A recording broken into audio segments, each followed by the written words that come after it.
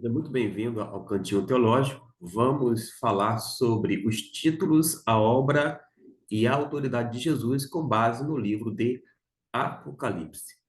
Estou projetando tanto o texto em português quanto no grego koiné. Quando a gente fala sobre os títulos de Jesus, a gente tem que lembrar que o apóstolo João registrou na parte introdutória do Apocalipse, além da descrição da visão que teve de Jesus, seus títulos, sua obra e sua autoridade. A gente já viu num vídeo anterior sobre a visão inicial da parte de Jesus e está na descrição deste vídeo, você pode assistir caso ainda não fez. Mas o primeiro título que nós temos no Apocalipse, atribuído a Jesus, é este aqui: fiel testemunha. No grego, se encontra da seguinte maneira: Ho martis, ho pistos. Quando fala sobre fiel testemunha, nesse versículo 5, é porque Jesus veio para dar testemunho a respeito do Pai Celestial, mas também de seu plano, da sua missão, do seu amor, da sua justiça. E quando falo de plano, é porque tinha um plano de salvação para os homens. E ele não falhou no desempenho da sua missão. Jesus é o verdadeiro e exato em tudo que fez para dar o seu testemunho do Pai. Jesus é testemunha fiel de quem?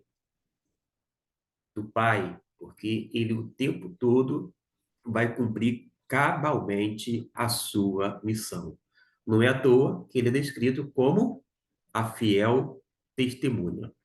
Mas a outra expressão, que é o título dado a Jesus, é este: o primogênito dos mortos. E no grego é ho prototokos ton necron, ou seja, o primeiro dos mortos, ou ainda, conforme algumas versões, o principal dos mortos. Por causa de que esta titulação, que é o primeiro dos mortos? Dentre os mortos, os que morreram tendo a promessa de ressurreição final, Jesus foi o primeiro. Por isso, ele é o primogênito dos mortos e tem a preeminência. É isto que nós aprendemos com a palavra de Deus. Um terceiro título dado a Jesus se encontra ainda no versículo de número 5: Príncipe dos reis da terra. E como está escrito em grego, ho archon, digo, ho archon ton basileon teis geis, ou seja, o príncipe dos reis da terra. Quando fala sobre o príncipe dos reis da terra, a gente precisa salientar que Jesus foi exaltado sobre todo nome e reina poderosamente. Ele dirige a história para a consumação dos tempos, conforme os seus próprios desígnios. E toda a rebeldia do universo terá que se render e curvar-se diante dele e confessar que ele é o Senhor. O último título que a gente encontra no versículo de número 8, atribuído a Jesus, é este aqui: Eu sou o Alfa e o Ômega. Na sequência, fala que o princípio e o fim, mas é um complemento do título Alfa e Ômega. No grego, ego, eimi, do Alfa, kaito, Omega. Nota que quando fala que Jesus é o Alfa e o Ômega, a gente sabe que o Alfa e o Ômega são duas letras do alfabeto grego. Alfa é a primeira letra e o ômega a última letra. Alfa dá início, ômega termina, fecha. Jesus é o começo e ele mesmo é o final de tudo. Ele começou e ele encerrará a história. Ele é a causa de todas as coisas e, ao mesmo tempo, é a finalidade de toda a criação, como bem disse o apóstolo Paulo, dizendo que porque nele foram criadas todas as coisas, nos céus e na terra, as visíveis e as invisíveis, sejam tronos, sejam principados, sejam potestades, sejam, enfim, tudo foi criado por ele e para ele. Em resumo, fora de Jesus Cristo, nada tem sentido no universo. A gente falou sobre os títulos de Jesus, agora vamos passar para um outro assunto proposto, que é a obra de Jesus. E quando a gente fala sobre a obra de Jesus, a gente pode reportar ao versículo 5 e 6. Vou fazer a leitura e depois vou pontuar de forma resumida quais são as obras de Jesus contidas nesses dois versículos, conforme o próprio livro de Apocalipse. E da parte de Jesus Cristo, que é fiel testemunha, o primogênito dos mortos e o príncipe do rei da terra, aquele que nos ama e em seu sangue nos lavou de nossos pecados e nos fez reis e sacerdotes para Deus e seu Pai. A ele glória e poder para todo sempre. Amém. Onde é que está a obra de Jesus aqui de uma forma bem sucinta? Atente para o versículo 5, que nos diz que aquele que nos ama, Jesus amou a humanidade. Dito de outra maneira, Jesus amou todas as pessoas.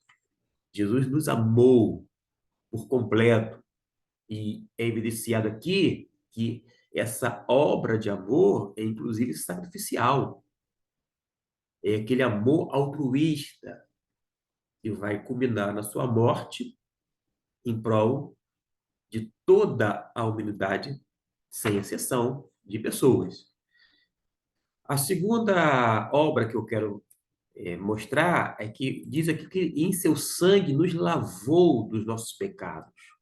Quando fala que nos lavou dos nossos pecados, observe que ele nos regenerou, nos fez nova criatura.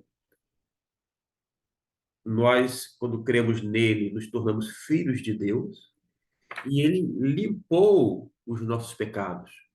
Os nossos pecados foram limpos ou ainda lavados pelo sangue de Cristo Jesus. A gente vê então uma segunda obra conforme descrita. Uma terceira obra, já que é bem resumido, a gente vê no versículo 6. E nos fez reis e sacerdotes. Destaco aqui para você me acompanhar. E nos fez reis e sacerdotes. A honra e a dignidade e a majestade que ele tem, quis ele conferir também a nós, seus discípulos, pela sua graça. Eis então a obra de maneira resumida. Ele ama, ele nos lava, ele lava os nossos pecados e ele nos faz, ou nos fez, melhor dizendo, reis e sacerdotes. Que honra, que coisa maravilhosa quando a gente analisa resumidamente a obra conforme o livro de Apocalipse. Mas nós vamos falar agora sobre a autoridade de Jesus. A gente vai ver ainda, antes de terminar esse vídeo, sobre a autoridade. Você pode me acompanhar com a sua Bíblia aberta e vamos fazer menção ao texto bíblico em questão. Projeto o versículo 4 de Romanos, capítulo 1, que nos diz assim: declarado Filho de Deus em poder, segundo o Espírito de santificação, pela ressurreição dos mortos, Jesus Cristo, nosso Senhor. Em relação à autoridade de Jesus no livro de Apocalipse, a gente vai observar que repousa em sua natureza divina e em sua missão de salvar, que foi inclusive consumada. Ele é o Filho de Deus e o Salvador do mundo. Historicamente, a sua autoridade se manifestou e se confirmou justamente na ressurreição, porque ele, pela ressurreição dentre os mortos, ele foi declarado Jesus Cristo, o nosso Senhor, ele foi declarado Filho de Deus, segundo esse espírito de santidade. Ele venceu pessoalmente a morte e tem a chave da morte, inclusive. Isto a gente vê nessa obra de Apocalipse. Quando falo chave, é porque é o símbolo da autoridade e poder. Significa que Jesus tem domínio e autoridade sobre ela. Ele liberta da morte todos quantos creem nele, por exemplo. E essa autoridade que Jesus tem é que garante toda a revelação que fez a João e que foi escrita no Apocalipse é verdade, tudo vai se cumprir conforme ele revelou.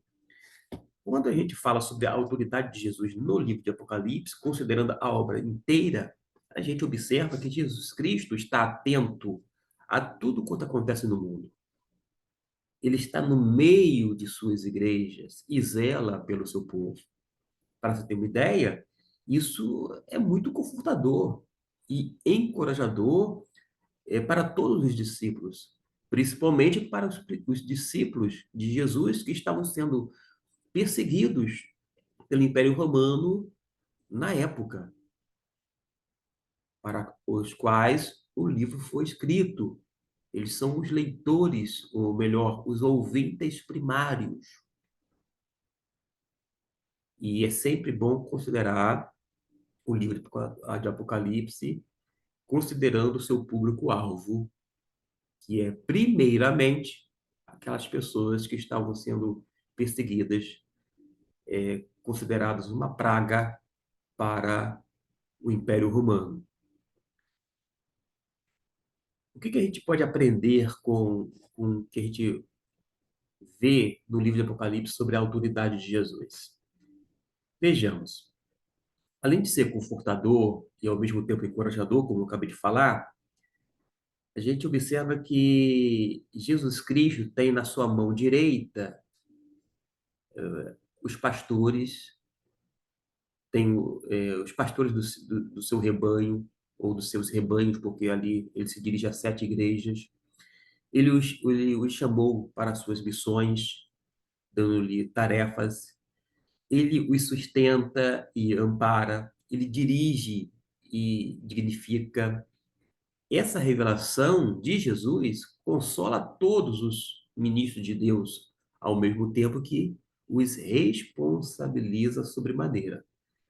O trabalho dos pastores é feito na dependência de Deus e eles, né, terão que prestar contas a Deus. Além disso, as igrejas precisam reconhecer que seus pastores, aqueles homens que estão na mão direita de Deus, como seus ministros, porque são homens escolhidos pelo Senhor, os quais lhe foram confiados o rebanho do Senhor, no sentido da tratativa, do cuidado, e essa autoridade, digamos assim, pastoral, precisa ser dignificada, naturalmente, pelo zelo, pela lealdade a Jesus, pela integridade do ministério, etc e tal, mas da parte das igrejas havia aquele empenho de orar pelos seus líderes, de ajudá-los, isto é, de auxiliá-los na medida do possível